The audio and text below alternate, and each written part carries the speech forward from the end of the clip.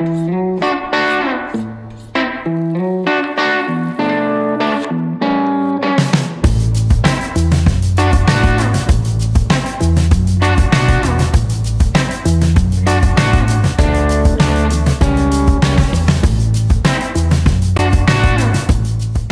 love bruschetta, and while I'm not against the classic preparation with toast points, bruschetta also makes a great topping for a steak sandwich.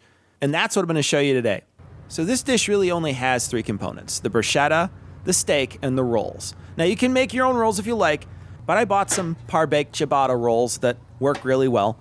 You're going to want a bread that has enough body to hold up to the moistness of both the steak and the bruschetta. Sandwich bread is not going to cut it.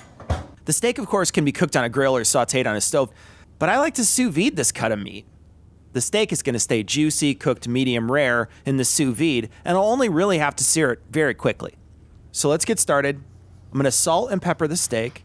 My flank steak is a little too big for my cast iron pan, so I'm going to cut it in half. Then I'm going to seal it up, put it in the sous vide at 130 degrees Fahrenheit for about an hour. Now, it can stay in there longer. I've seen recipes go as long as 2 hours, but it doesn't have to be longer than an hour. So while it cooks, I'm going to get the bruschetta ready. Now, there's two schools of thought on this dish. The tomatoes keep the seeds, or the tomatoes lose the seeds. If I'm going to serve this quickly and I'm just going to use toast points, I'm going to opt for the seeds in. There's a lot of flavor. The moisture isn't that big a deal when it comes to that preparation. The problem is that when you're using it for this recipe, the moisture from the steak and the bruschetta are a little too much for the bread. You're going to try to take your third bite of this, and you're going to look like an as seen on TV ad for a bib. So I do my best to make sure the bruschetta is as dry as possible. So I start by seeding the tomatoes. I dice them and I put them in a colander, and then I salt the flesh to draw out the moisture. I'm going to leave them in this for about 10 minutes. I'm going to shake them a couple times throughout too to try to draw a little more moisture out.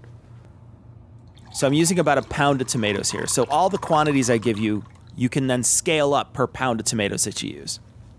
I'm going to chiffonade some basil. That just means rolling up the leaves together and slicing them really thinly.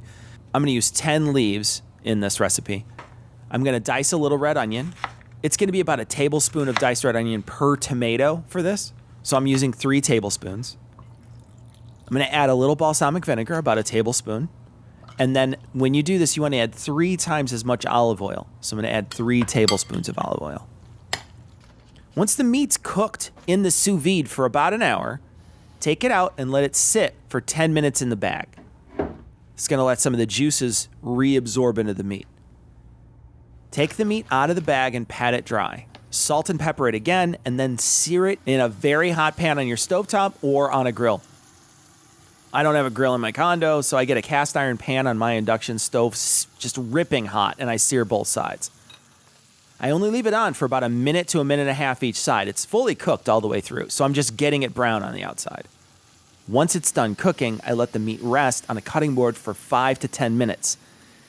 This is pretty much a general rule when searing beef.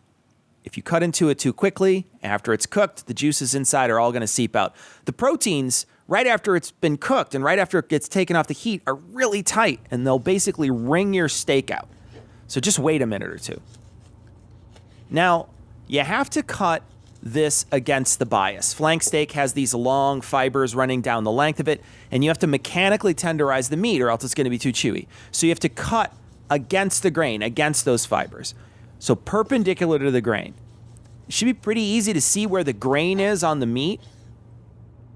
And I also don't just cut straight up and down. I cut a little on the bias just to make the strip a little wider than the actual thickness of the meat.